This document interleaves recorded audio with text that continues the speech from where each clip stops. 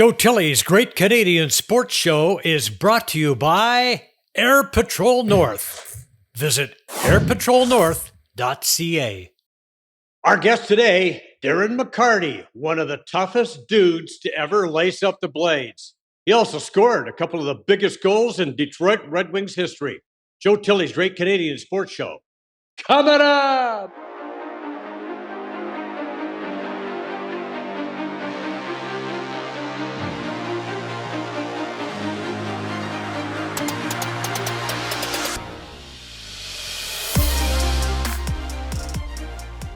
Today's guest was born in Burnaby, BC. He grew up in Leamington, Ontario. He had a great junior career with the Belleville Bulls, where he was named OHL Player of the Year. He had almost 200 pro hockey fights. Lead singer in the band Grinder. He was an author, played 15 years in the NHL, 13 of those years with the Red Wings, winner of 4 Stanley Cups. He scored one of the biggest goals in Wings history. He is co-host of Big D Energy Sports Show. Ladies and gentlemen, D-Mac, Darren McCarty. Good to have you on, D-Mac. You know what? What an honor, Joe. Obviously, fan of the program, and just to be able to be on here. I think you hit everything. I think I can leave now. I think you covered everything else. But again, thanks for having me on. Yeah, we see the Bob Probert tribute right behind you too, and we're going to get around to that. But I want to talk about the awesome book that you wrote, which I just finished reading this past week. It's called My Last Fight: The True Story of a Hockey Rock Star. You know, it was written a few years ago, but I finally got a chance to read it. It was just a spectacular book. And you tell me that there's another book that's going to be out shortly, and tell us about that one. Yeah, you know what? So if people who aren't familiar with my journey. I wrote My Last Fight, True Story of a Hockey Rock Star about 10 years ago, I think in 2012, 2013. And if you see the struggles now, I'm an alcoholic insomniac. So it's been a constant battle for me as I sit here today, which isn't funny because I wrote the book before, but I'm coming up November 11th will be 8 years sober of alcohol and opiates and stuff like that, stuff that I fought. So it was really interesting because as I wrote the book, it was great therapy for me. But you can see my struggle as everybody in my journey, just to cut down on drinking and trying to handle it and stuff like this. So, like I said, I'd written it 10 years ago, so we needed to. And books take a long time to write.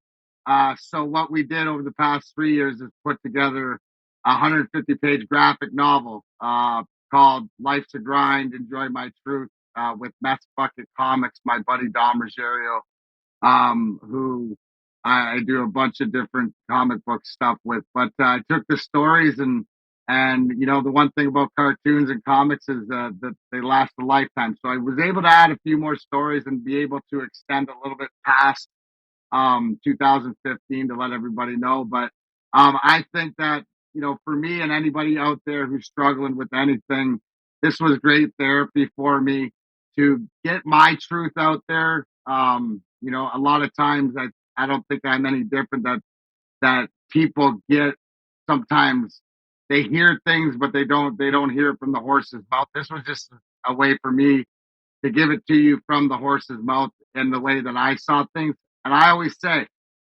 if you saw it differently and you were around, then write a book, and tell me your truth. Because I'm not saying that I saw it the right way, but this is what I remember, what I saw. And I think that the fact of being as transparent as I was, when people understand that it's not a hockey book, it's a life book. When I tell everybody that my number one editor was my wife, Cheryl. So it really appeals, I feel, to a female crowd also, to try to get some insight. And pretty much it was the greatest therapy that I could do for myself, and just getting everything out there and sort of trying to start over, as a lot of us try to do. So I appreciate anybody who's read it. And if it's helped anybody, just, one thing that I always say is, what you do is not who you are. We're all human beings. We all either put our pants on right leg or left leg. we're pretty similar. So definitely something I'm very proud of. Yeah, there's a lot in there I can relate to. I mean, I'm sober a long time now, 31 years, but I can certainly relate to a lot of the stuff in there. And when I read that book, you talk about transparency. Yeah, I don't see Darren McCarty hiding anything in this book. He's not hiding anything. This is it. And Joe, what's important, right?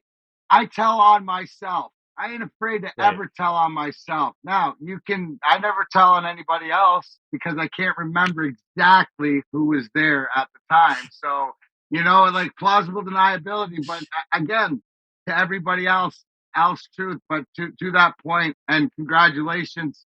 And I think it's just that, like something, no matter how much time you have behind you, the true statement of, one day at a time. And, today's a new day and you just, got to attack this day is something that I try to do on the daily. Well, you compared your life in the book to a Quentin Tarantino movie. What are the similarities that you see? Well, I think a lot of times it's out of order. You know what I'm saying? Yeah. The chaos is out of order. And sometimes, you could see the ending come. I just think the characters, I've met a lot of those Tarantino characters throughout my life, but I think that if you love his films, there's always some sort of message there for some of us who might be a little bit more twisted.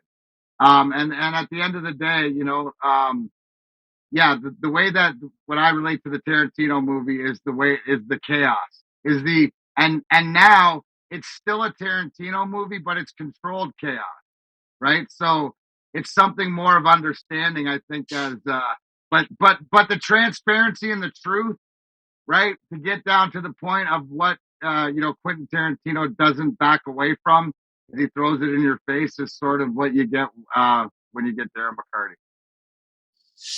Well, you mentioned in the book that had ADHD as a kid. I don't know if you were undiagnosed ADHD, but you had ADHD that was apparent as time went on. And how do you think that affected who you were and what you became?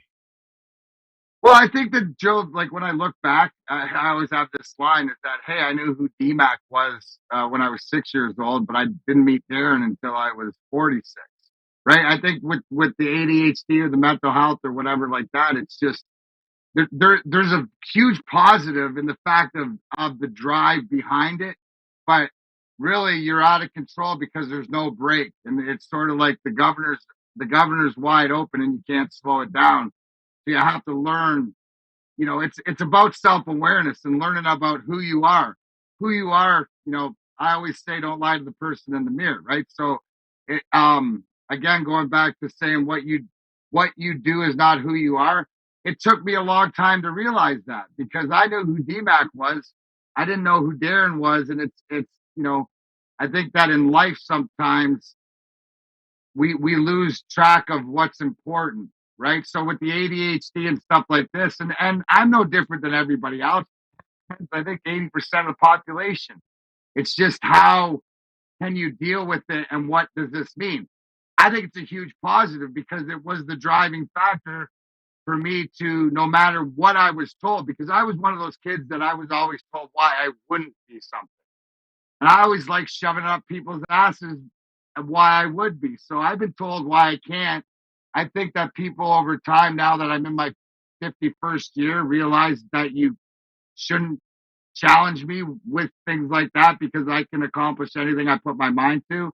I realize that. So it's about being more selective in that. But I think that, with the ADHD at a young age, like anybody else, is that, you don't really understand it. And just as we get older, I mean, heck, I'm like everybody else, man. If I could apply what I know now 30 years ago, Mm. would we be where we are? But that's, unfortunately, that's not the game of life. So what I try to do now is just be transparent with my experiences. That's why I call it my truth. And um, if I can help the younger generation, male or female, no matter what it is, to avoid the mountains and tackle some issues and stuff maybe that they have when they're molehills, they can be better people and discover who their Darren is, for lack of a better term, earlier than maybe 46, then that's a win. So I don't hide from any of my experiences. Yeah, there's some things I would love to change, but I also understand that everything's a lesson. So you had a great junior career. It started out a little slowly, but you got rolling in Belleville. You talk about playing with Brent Gretzky and you know in Belleville. You said he would make the NHL in today's game. Why do you think he didn't make it then, but would have made it today? Well, I think back in the 90s, it was size, right? I mean, if you were 6 foot taller than the 6 foot tall, but if you were 6'4" and 220 pounds, I mean, that's equivalent today to the guy that can skate lights out on the ice, right? Speed is the new size in the NHL. Brent Gretzky just wasn't big enough, and unfortunately, maybe like when you're a smaller guy like that, it's just like didn't have maybe the durability or whatever else. Or also too is the thing with Brent is he'd always got pigeonholed as Wayne's younger brother.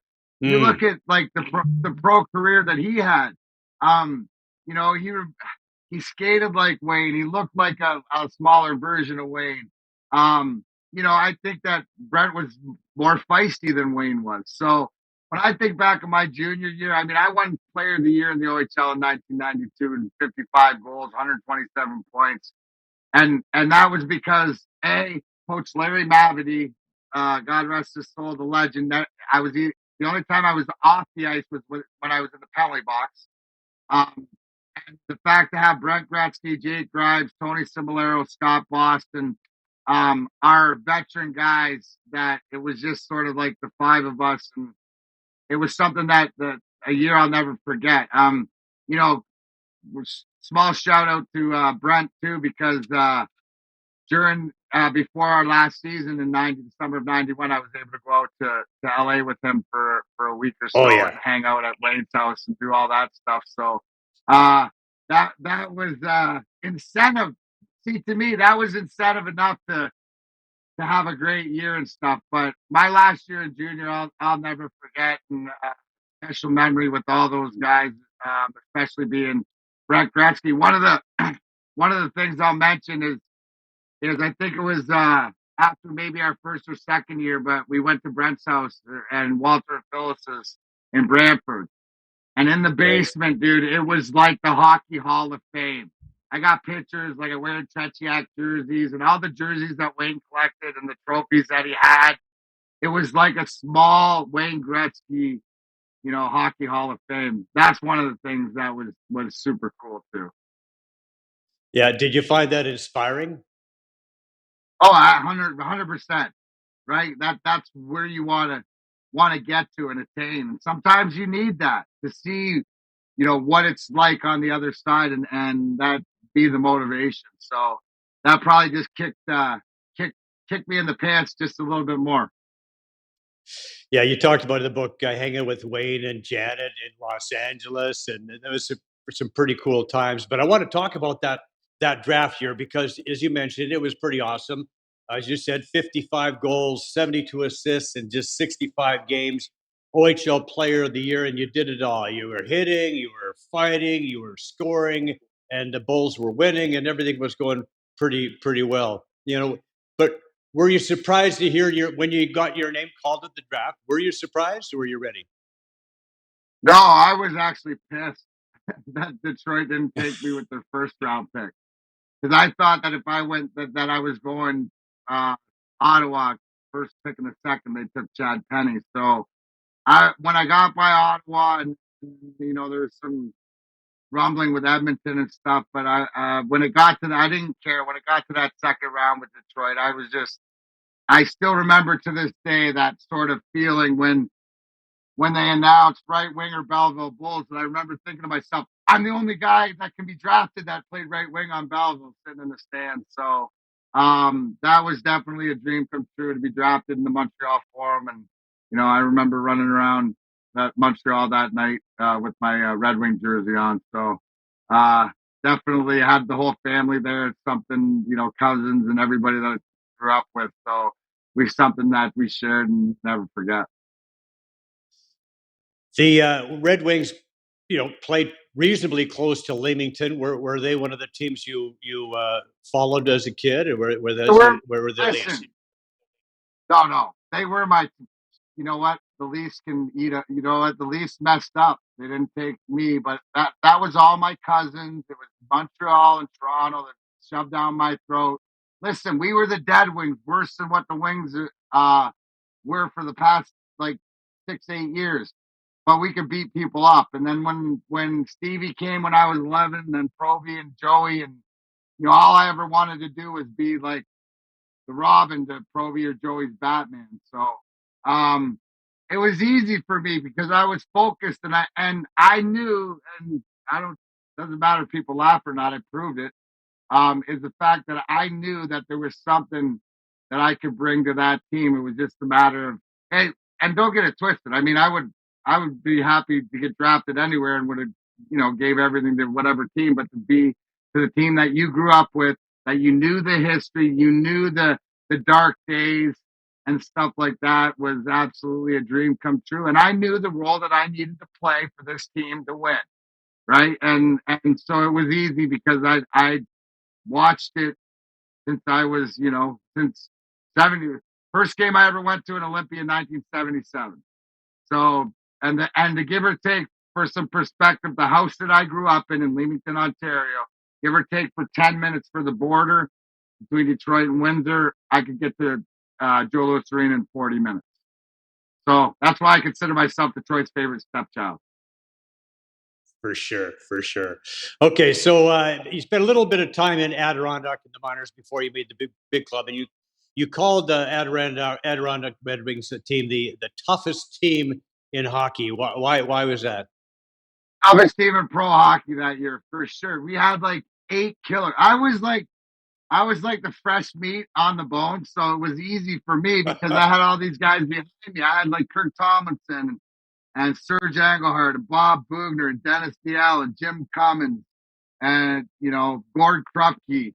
Like I had guys behind me that, so being the young guy, I remember tell a story in the book that we're playing in Providence, and me and Kirk Tomlinson, who pound for pound the toughest guy that I've ever played with, we called him Gunner. He's like 5'10", 180 pounds, and just we called him Gunner because he threw machine gun hands. And we cornered Darren Banks, him and we're arguing over who's going to fight him. And he said he was going to, and I said, go ahead. And instead of letting him go ahead, I jumped in, and I got in a lot of crap for that after. So, made it really easy to establish. I think I had 45 majors that year in the minors, but when I got guys behind me, I was, you're never afraid. So that, and we had a great team too. Just unfortunate we lost in 7 to Springfield, who lost the final to Cape Breton that year. Well, you talk about it. It's kind of nice having those guys around you who can support you, a good supporting staff. It makes you feel a little bit bigger, a little bit tougher. And the same thing when you're on the ice with some of the skilled guys. So you make it to the NHL. You tell me in the book that you were a self-proclaimed leader. Did you find that to be a positive or a negative? The fact that you bled out pretty easy. Yeah. You want a cement head. You want a cement head that bleeds like a sieve, because you get, the girls like it. Like I said, score goals to get money, get scars, and the girls will talk to you. So no, right. I never had a problem with bleeding, but I would always. I got scars all over, stitches. I think I've had close to 500 in my face. So it just, but you got to have the cement head to go with it. So then it doesn't really affect it. So I think it plays well. Right, and you also drew a lot of blood against your opponents. We have a contest here with Matthew Barnaby, clearly getting the better of this contest. Tell us about your relationship with Matt Barnaby. Well, I love Matt Barnaby, but you know what? He was a rat, and this time he got caught in the trap. So I got him real good. He will explain it. I think I caught him pretty good for stitches. We talk about this. There's no hard feelings. I mean, he's cut out of the same cloth that I am, team guy and stuff like that. So that's just one of the times that you're able to get your hands on a guy like that. So no hard feelings, all part of the game. As you said, you got to hit him a lot harder than that. So I mean, he's got a good scar uh, to take from it. So definitely mad respect for Matt Barnaby and the teammate that he was and the way he played. Okay, so here's another tough, real tough dude. We got some biz of you with Ty Domi. Was Ty one of the toughest guys you ever fought?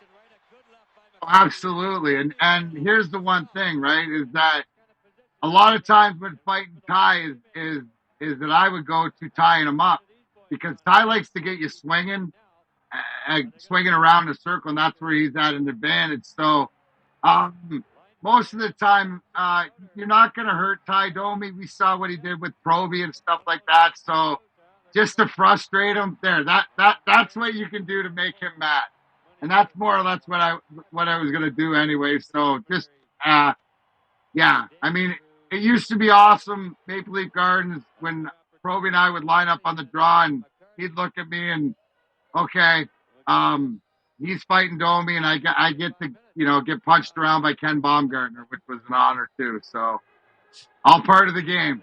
But that's what you live for. Yeah, Domi had that low center of gravity. You talked about Kirk Tomlinson, similar kind of thing, eh? Like Domi also had the reputation of throwing a lot of hard punches too in rapid succession, machine gun style, right? Oh, absolutely. He gets it. You see some of his best fights, and it doesn't matter the size of the guy, and that's why you got to be with the bigger guys, and he gets them swinging off balance. Yeah, Ty was Mm. such a technician. I mean, but I've been watching Ty Domi since he's playing, 14 years old, playing junior C in Bell River, fighting 20-year-olds. So, I mean, it was really nothing for us in Essex County really it didn't really surprise us. And then when I played junior B in Peterborough, he was with the Pete. So I've known Ty a long time, and he's always been tough in that aspect. Another guy you talked about in the book you mentioned is Joey Kosher. You talked about him a considerable amount. How tough was this dude? Well, here's the fight I always talk about. Toughest guy in pro hockey. Listen, he hits the only time I squared off right-handed, switched to left, but he threw that punch right there when he took my helmet off. He took a piece of it. Didn't get me, but we both hit our heads on the ice, and right there he looks at me and he says, "You all right, kid?" And I said, "Thanks for not killing me, Mr. Kosher." So in hindsight, he didn't kill me, and he came back a few years later out of the beer league and was one of the biggest reasons why we won the cups because Joey Kosher's nickname is Papa, and he was sort of the father figure to all us younger grind line guys and stuff like this. So definitely, yeah, you don't want to get hit by Yeah. those ruined careers, man. That's why I always say Yeah. fighting Joe Kosher, right? Like Joey's just gonna absolutely hit you and destroy you. Proby's more like a lion. He's gonna maul you, and you're gonna wish you were dead. So no bueno either way. Yeah, there's no good side. You just got to hope that he hits your helmet. So a lot of tough guys from your neck of the woods. Was Leamington area a hotbed for scrappers? Is it what you found? My I think son-in-law's from Essex Tillsonburg, County. so I think it's Essex County though. yeah, Windsor, yeah. I mean, like I said, we said, rest of soul, Barry Potomsky, who I grew up with, was one of the toughest guys my age. Proby, you got Bob Boone. It starts with the Godfather, John Ferguson. So I think there's something in the water. Maybe it's growing up around Lake Erie and stuff like this. But I mean, I grew up, farm kid like anybody else. I mean, it was part of the game. It was part of, sort of society and stuff like that. And as a Canadian kid from Leamington, being a tomato picker and everything like that, you learned how to stick up for yourself. So So, Yeah. you know, a lot of the stuff it's sort of rite of passage. Tomato pickers and tobacco farmers, right? So, Now cannabis. yes, now cannabis, right? So, okay, so you're fighting. Talking about the book, fighting a guy one time, and he says, "Yeah, how can you stick up for guys like Maltby and Draper? They're a holes." And your response was, "Yeah, they're my a holes. Sticking up for these Hey, dudes was part of your game." Yeah. talk about the grind line, and Wendell Clark said it the best because he goes, no wonder they're so good. There's four of them because the Joey Kosher, Chris Draper, Kirk Maltby, myself. Yeah, here's fighting another, you know, Donald For Brashear, always sure. guy who fight tough, strong, tough. You know, we fought a whole bunch of times. Um, and the whole thing is you just, you know, you try not to get hurt. He fell there, so makes you look even better. But yeah, no, grapes and malts, and what made us all so good is we took so much pride in checking the other teams' top lines, especially in the playoffs. You know, the Legion of Doom, you know, Sakic or Forsberg in those Colorado series, and then when we needed to, we had to score goals. But yes, exactly, Draper, Maltby, two of the biggest a holes that you'll ever find to play the game on the ice. But again, they're mine. So what are we gonna do about it? They're my a holes, yes, indeed. And they So, still are my age. They're getting this Detroit yeah. Red Wings on the ice back together, and they still are my a-holes. Just for a fact. So you also mentioned that having the referees on your side and linesmen on your side was a benefit. How so? No, I mean you always want, and it's funny because we just played an alumni game this weekend against the Boston Bruins, and Don Koharski and Don Van Massenhoven were both the refs, and you know relating back, and it was always talking about. Um, I didn't wear a letter, but I always had a great rapport with the rest of the linesmen. A lot of it was through growing up. Don Van Massenhoven was a ref in the OHL when I played, so it's always a rapport. I don't know if you know this a lot, but a lot of times the guys with the C's or the A's, they have. Sorry about that. They have a tough time communicating, and they like to use a lot of expletives, and maybe the point doesn't get across because of the heat and the motion of the game. So you need somebody like myself to be the diplomat and you know sort of voice the reason. So whether it was the linesman, because the linesman could save your life, you never wanted you know to be on the bad side of them or put them in a bad spot because they could protect you especially in a fight and stuff like this. And the refs, I mean, I was always taught that, you know, what does it gain sort of yelling at them? I could always say, hey, I think you missed it. Will you go look at it and we can talk about it and have the respect?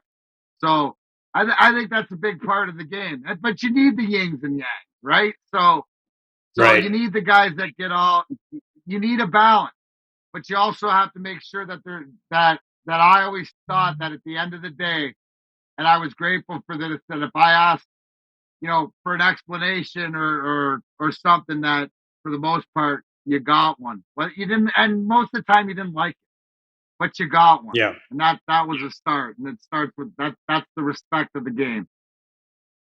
Right. You have the boy who cried wolf, right? The guys who complain every time there's a call because they think there's a problem with it. And I mean, that's got to be tiring for officials after a while. And you know what? I mean, if I'm an official, I can't help myself to fingering that guy purposely because I'm so bloody tired of him. You know, I mean, Well, there's a balance too, right? And then there's also where, you know, it's see, Scotty Bowman's not just the greatest coach, he's the greatest psychologist, right? So it's a lot of psychology going on there, man. Like let's say for an example, if this ever happened, not saying it would. But let's say Chris Draper got a little perturbed and would start be going off, maybe on a linesman in the face-off or whatever. Well, maybe Darren McCarty would come in and tell Chris Draper what an asshole he was, you know, for being that way, and then they'd start yelling at each other, and it would take the heat off the ref being mad at him because I was mad at him. And it'd be good cop, bad right. cop sort of stuff like that. So there's a lot of psychology to go with it. You never want to, you know, especially with officiate officials. No time did I ever believe they're out to get you or anything like that. It's a lot of times it's human error. It's just, what are you going to move for? The one thing you don't want one call to affect the next call, or an attitude because of a grudge to affect something. Not saying that it would, but why would you even put yourself in that position?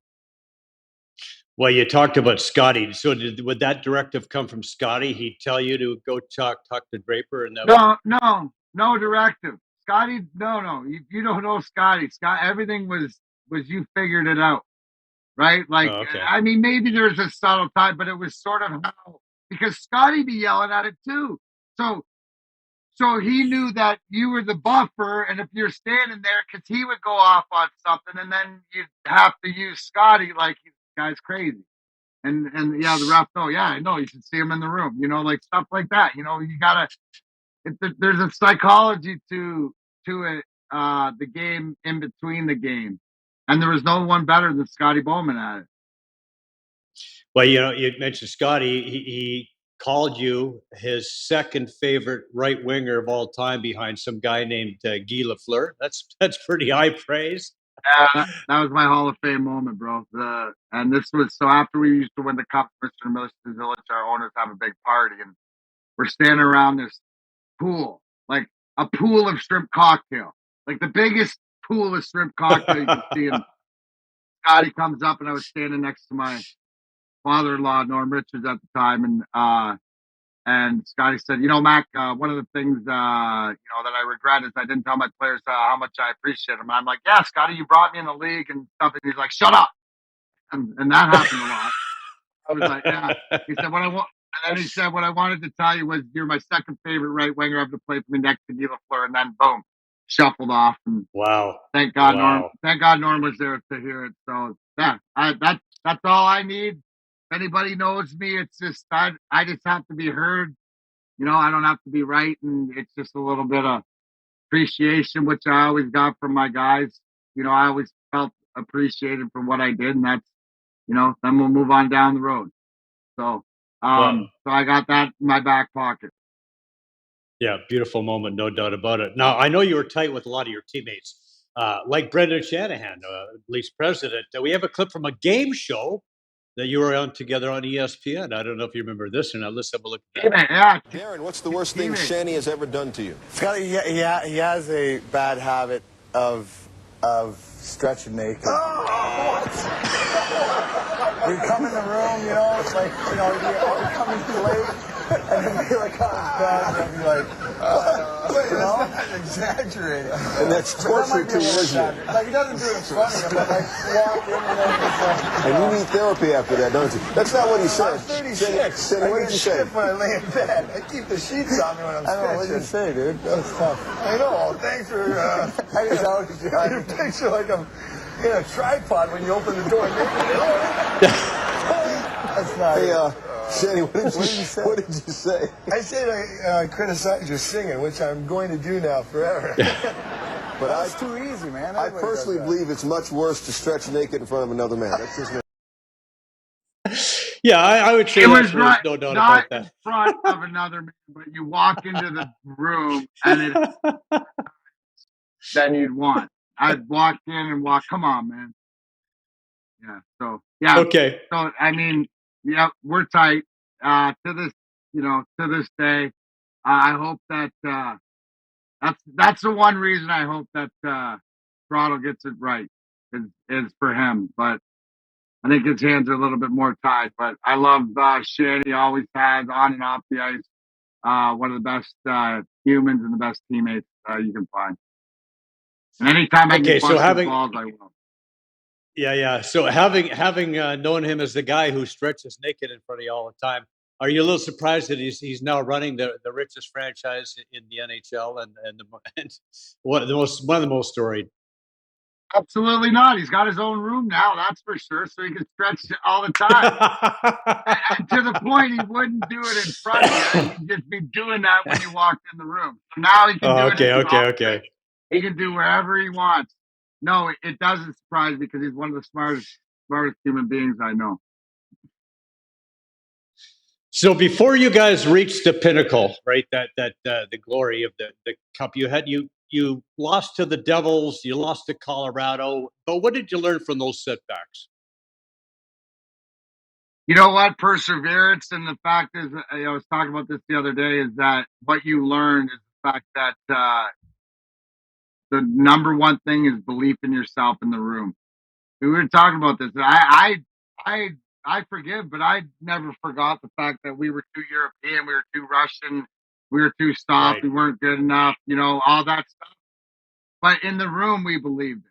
And so, Mark, you go to March 26, 97. I mean, that was the, Red Wing D-Day, for lack of a better term, because that was the precipice of everything. And because we had to win that hockey game because of everything that culminated from when I started there, whether it was winning the President's Trophy, losing to San Jose the first year, going to the finals, losing to Jersey, setting the league record, 62 wins, losing in game 6, Chris Draper getting annihilated right in front of me by Claude Lemieux, him never apologizing, losing all 3 games of the 96-97 season. So the only way out's through, bro. So had to definitely get it done on that March 26, 97 game. But the bottom line was the belief in everybody else in the locker room.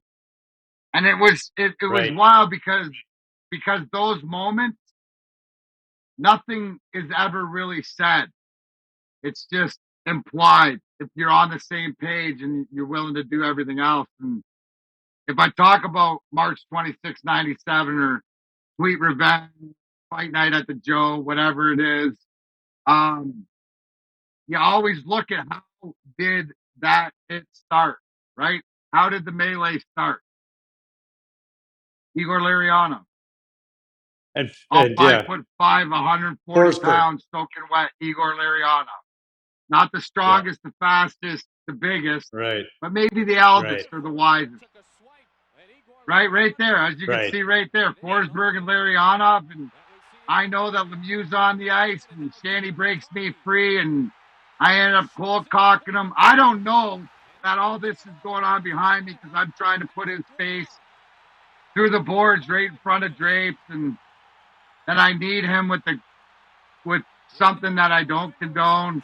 But I was raised by John Rambo, and he drew first blood, so to this day, Claude Lemieux's got a welt on his head from where I need him to remind him not to be dumb. So this was just, we believed in each other.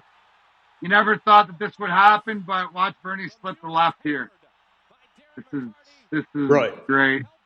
D- So, I mean, and D-Day, this brought us all March together. 26, 97, Bloody Wednesday. There's been nicknamed a lot of different things, but I want to talk about. Okay, so Chris Draper takes, gets mauled by Lemieux, gets his face shattered, his jaw busted in a couple of places. He was basically done. This was retribution for that, but it was also, it had more than that to it. Tell us about the real Yeah. true Okay.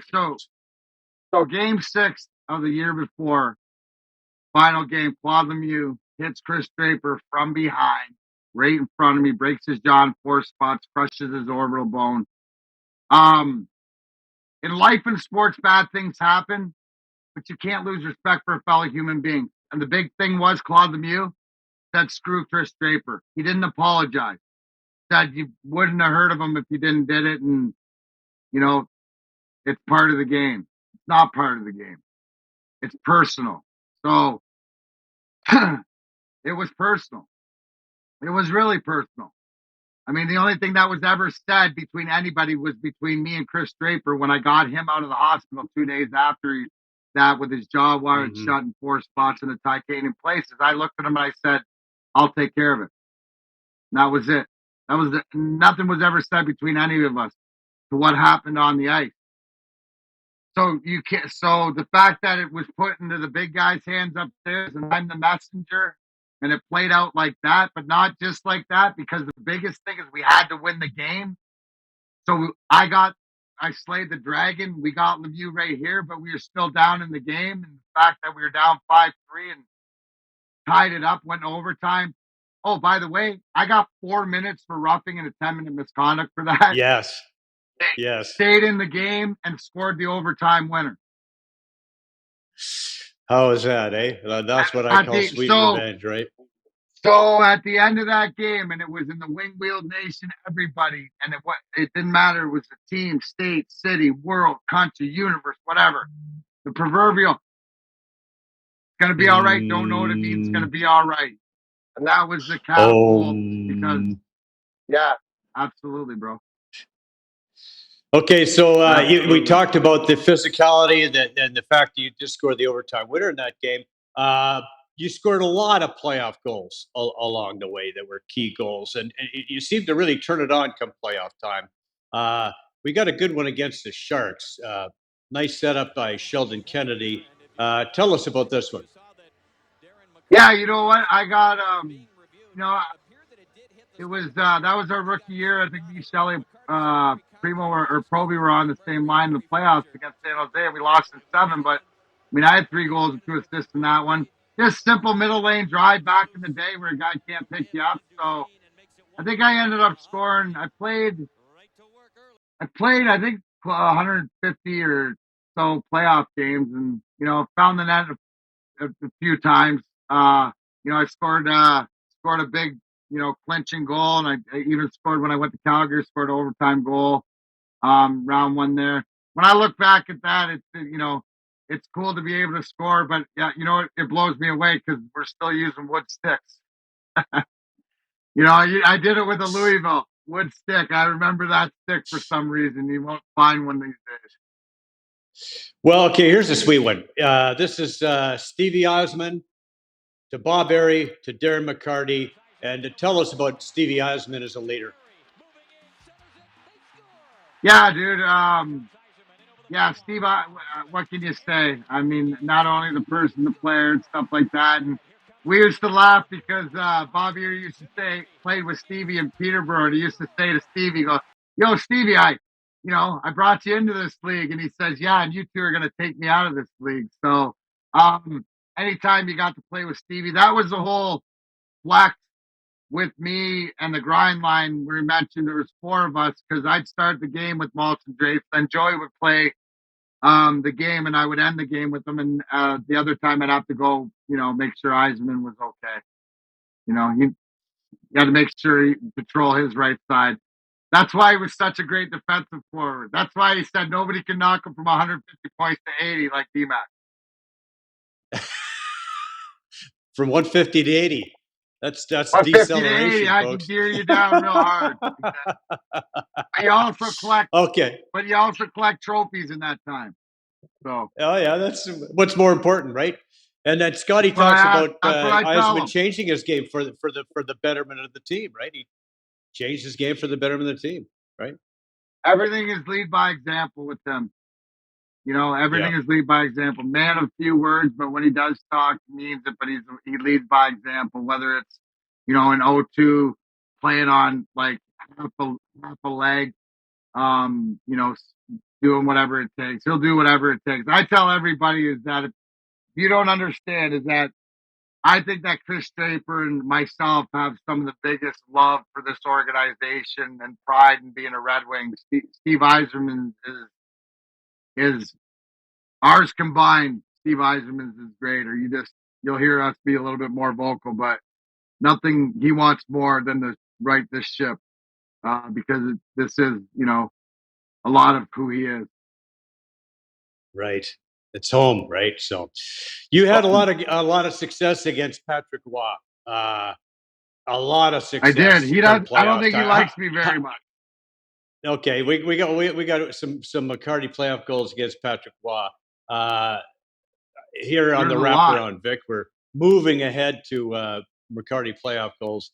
Have to because we've been jumping around the order here, but this is good. So it's a wraparound goal that we're looking for. You and scoring on Patrick Waugh.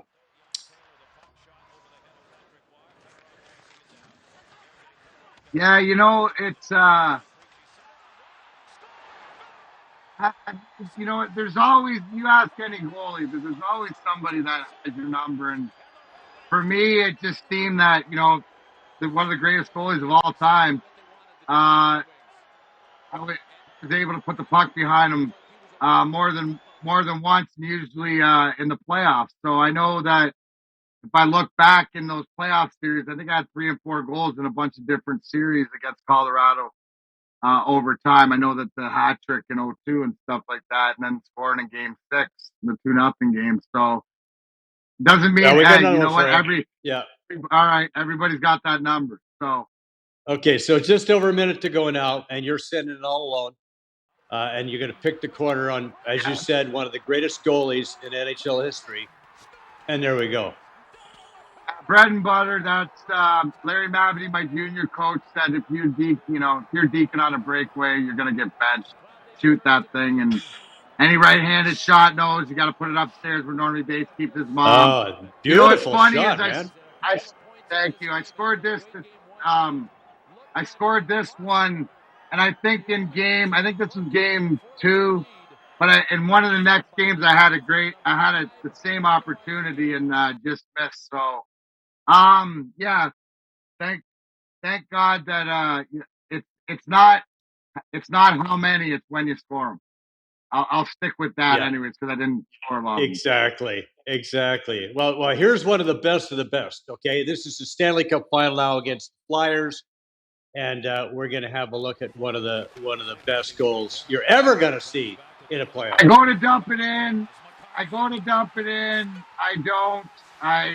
For lack of a better term, and I'll tell you this right now. When I made the move and I saw Hextall at the corner of my eye, the flash of orange, I realized a couple of years ago, growing up in Leamington, Ontario, our colors were red and white. Well, Essex is our main rival, and their colors were orange and black. So how many times have I seen that jersey growing up? And when I pulled it to the middle, I said, please don't miss the net. Best part of that, double pirouette in the corner.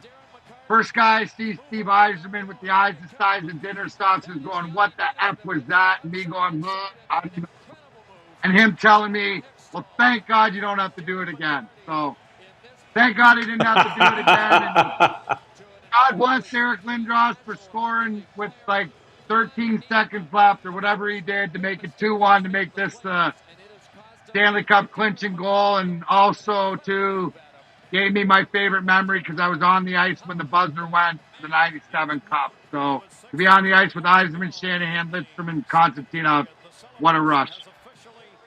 Right.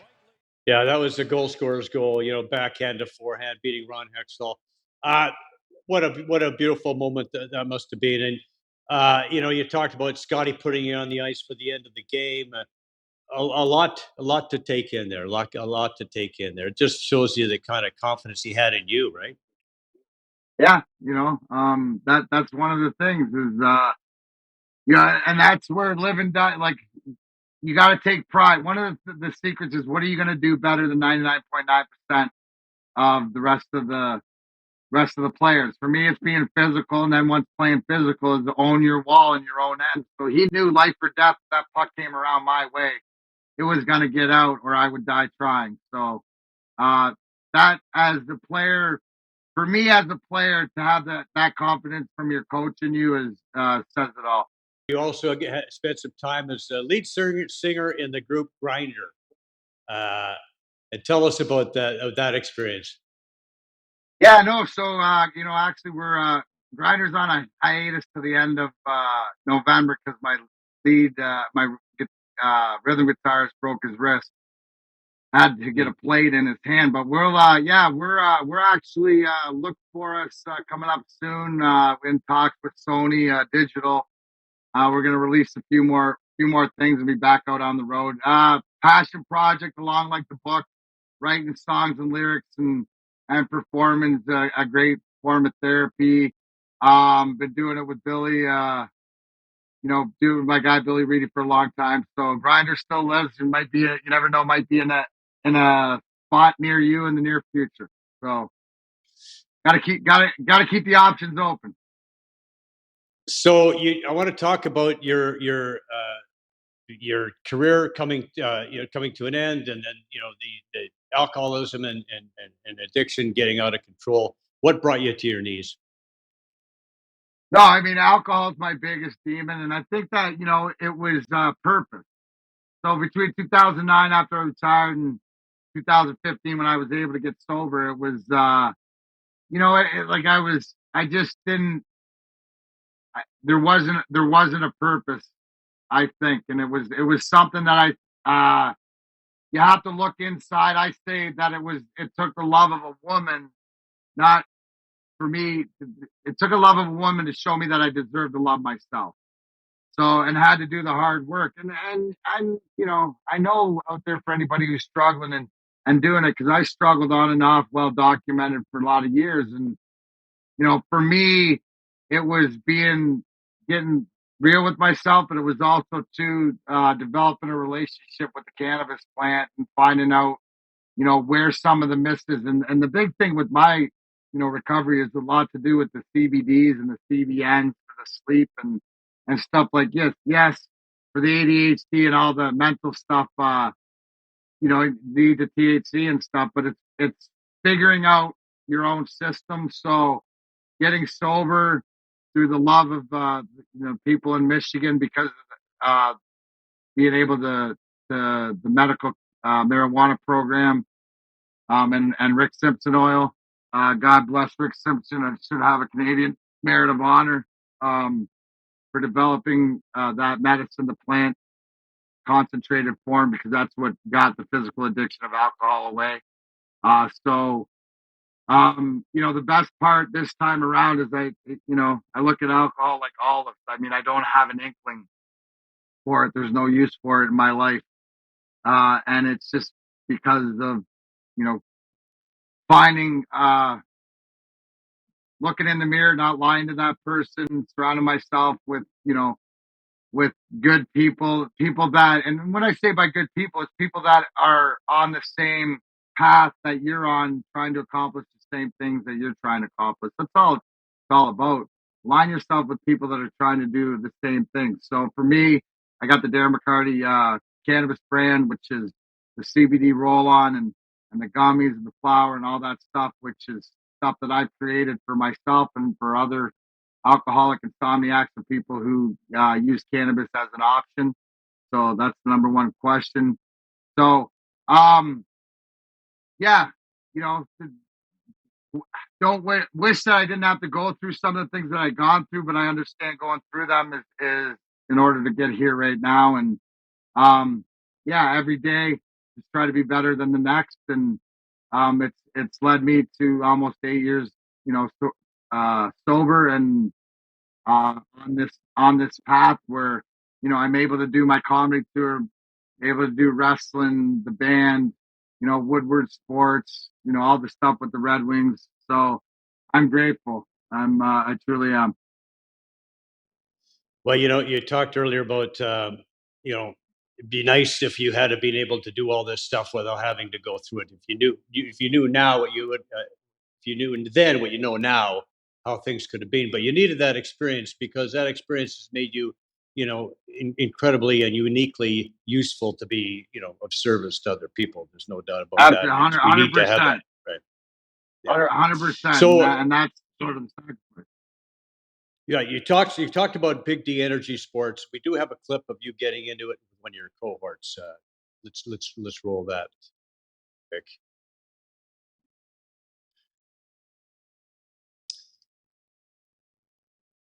Oh, sorry, Darren defense, but you know what?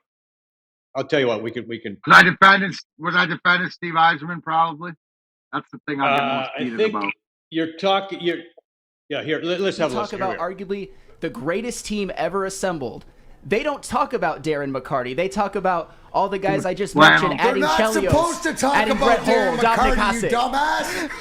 Darren McCarty's supposed to do his job, so you talk about the rest of them.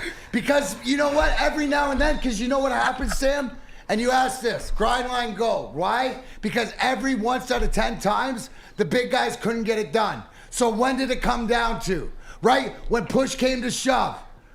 Oh, 98, I'm sorry. Who scored the overtime goal in Game 2 of the finals? Was that Chris Draper? Oh, no. Was it Sergei Fed? No, it was Chris Draper. So look at all the timing when it has to happen. Because it's all about not when your big guys get her done. It's can you have your role guys step in? So there you go. That's a little taste of Darren.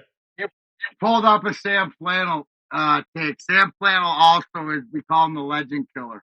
You should hear his take on Ben Wallace, but I won't go there. So, yeah, some kids these days need to be put in their place. So that's what I deal with on the daily. I don't always yell, well, listen, but when I do.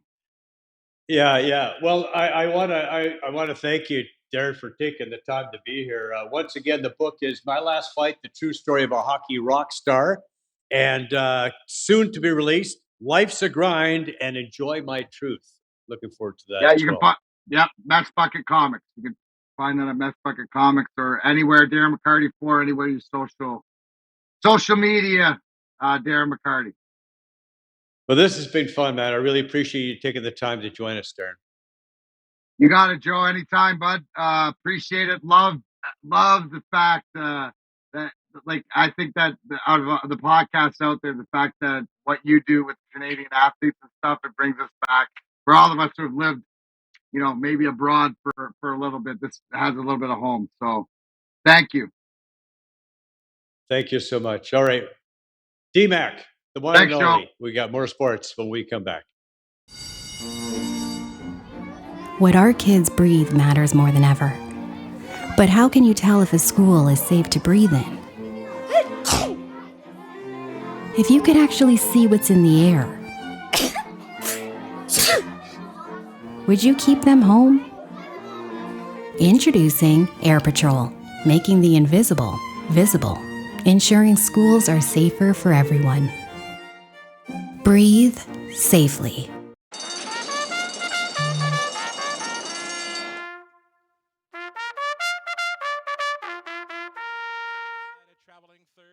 My Swiss pick of the week. Last week, I went out to Mohawk for the grassroots final for 3-year-old Philly Trotters. I took the number 1 horse, Smashin' Rackets. Now, she had the lead after a very quick first half. Looked like she might hang on to win it, but Pretty Special had some kind of finishing kick. Let's get the call. 3-5. Chris Christoforou has not moved yet. He just took a peek over his left shoulder and said, good night. Pretty Special, an OSS grassroots final winner under wraps. Holding second, Smashing Rackets. It appeared to be Sweet Determination in third. 153-2. New race win record. Yes, Chris Christoforou drove the winner. Pretty Special, trained by Camilla Christoforou, owned by Bradley Grant. Let's hear from the winning driver. It was one of those things where it was kind of late, and she had done well in the grassroots, and it was probably an easier spot for her. And like I said, this filly, she has tremendous speed for a piece, and but she's very erratic. And like I said, it's all Camilla on this one. I'm just a passenger. It's one of the big days in the Woodbine Slate, the 84th edition of the Canadian International, 1.5 miles on the EP Taylor turf. I'm taking Nation's Pride, an Irish bred owned by Godolphin Stables, trained by Chris Appleby, ridden by Bill Buick. This is the same awesome combination that captured last month's Rico Woodbine Mile with Masters of the Sea. Nation's Pride has 8 wins and 13 career starts with almost $3 million in earnings, including this victory about a year ago at the Caesars Jockey Club Derby at Belmont. So far this year, the 4-year-old has 2 wins and 1/3 in 3 starts, $700,000 in purses for 2023. So there's your pick. Go to woodbine.com for all the latest racing info, replays on YouTube. You can also get the latest from Woodbine Thoroughbred and Woodbine Standardbred on Instagram and X. Go to hpibet.com, darkhorsebets.com, and bet365 for your wagering options. Discover the finest patio experience in Toronto at the Stella Artois Terrace. Situated on the 3rd floor of Woodbine Racetrack, Delight in mouth-watering shared appetizer and raise a toast to the evening. Relish expertly prepared main courses that will tantalize your taste buds. Capture the beauty of sunsets. Indulge in delectable desserts. Secure your reservation today and immerse yourself in the excitement of the races. Enjoy an unparalleled view of the thrilling finish line. Well, it's a special place, and the food is great, the atmosphere, it's really a nice experience. Experience the enchantment of Stella Artois Terrace. Open 4 days a week. Undoubtedly the city's premier patio destination. Addiction Rehab Toronto, Toronto's #1 alcohol and drug treatment center, saving lives, reuniting families. The only treatment center in the province to offer medical detox, treatment, sober living, and lifetime aftercare all in one place. Our unique and specialized programs are designed to equip our clients with the tools to successfully lead a life of dignity, respect, and purpose. Let us help save your life or your loved one's life. Call today for more information or to facilitate an intervention. 1-855-787-2424 or visit addictionrehabtoronto.ca. Attention security seekers. Ready to take control?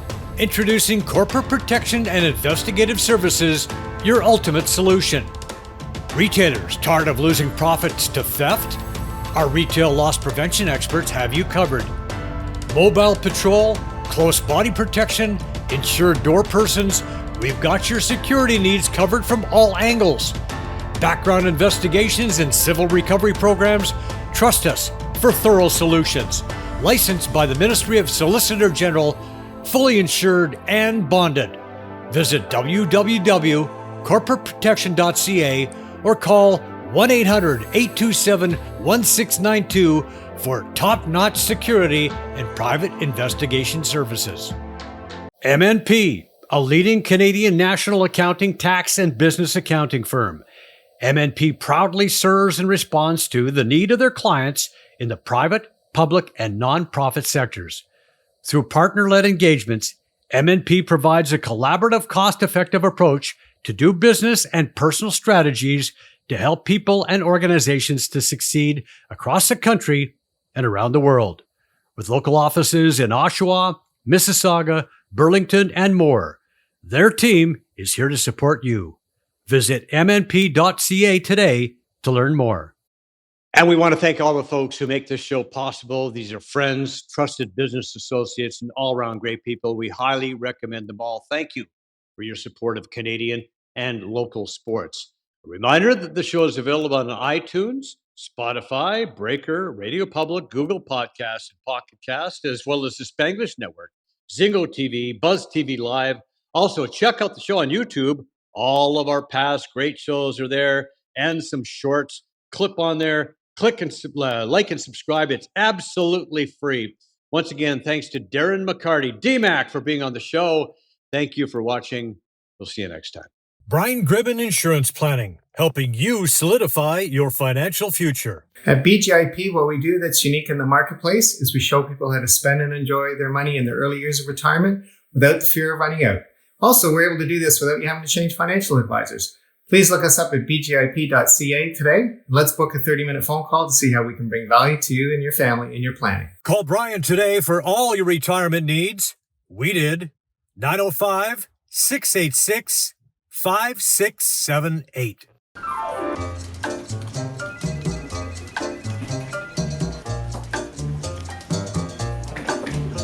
Air quality at work matters more than ever. But there's no way to tell if a space is safe to breathe in. If you could actually see what's in the air, would you even come to work? Introducing Air Patrol, making the invisible visible, ensuring workplaces are safer for everyone. Breathe safely. Rooted in 60 years of tradition, Sleepy Hollow is a private golf club with a friendly community of members just minutes from Toronto. With mature trees and rolling fairways, Sleepy Hollow provides a challenging and enjoyable experience for passionate golfers. Enjoy great golf, amazing dining, and a picturesque patio second to none. Visit sleepyhollowcountryclub.com. Hi there, I'm Joe Tilley. Are you ready for an adventure of a lifetime? Next March, during the enchanting cherry blossom season, join me and my wife for an unforgettable 2-week journey to Japan and South Korea. In Japan, you'll experience the magic of the season as we visit the stunning Osaka Castle against a backdrop of cherry blossoms. Feed the adorable Sika deer at Nara Park, glide through picturesque landscapes on the famed bullet train, cruise on Lake Kawaguchi, and witness the awe-inspiring view of Mount Fuji. Relax in natural hot springs and savor a delightful Fuji dinner banquet while dressing in traditional robes. And of course, we'll dive into Tokyo's cutting-edge technology scene. In Korea, dress in elegant hanbok attire and step back in time at Cheongdokgung Palace. Wander through Andong Village, a true glimpse into Korea's rich heritage. Delight your taste buds with the flavors of Korean barbecue. We'll even visit the DMZ area to get a glimpse of mysterious North Korea. And guess what? This incredible journey is all yours for just $54.99, all-inclusive, with direct flights from Vancouver, or $58.99 from Toronto. Book now to unlock up to an extra $1,700 in upgrades and savings. Let's make some memories. Let's explore. Let's travel. Guests on Joe Tilley Sports receive a gift certificate from Classica Imports. Top of the line imported men's clothing. Check out the Classica Essential Collection now. Go to shopclassica.com.